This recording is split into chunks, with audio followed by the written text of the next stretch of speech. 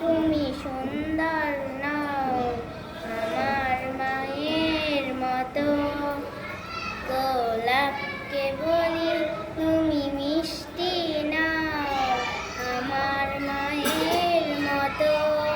হীরা নাকি শুনি সবচেয়ে দামি, সারাক্ষণ করে ঝলমল, তাহার সে অধিক দাবি আমার মায়ের আসল।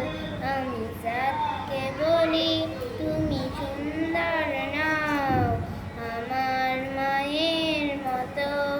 গোলাপকে বলি তুমি মিষ্টি নাও আমার মায়ের মতো।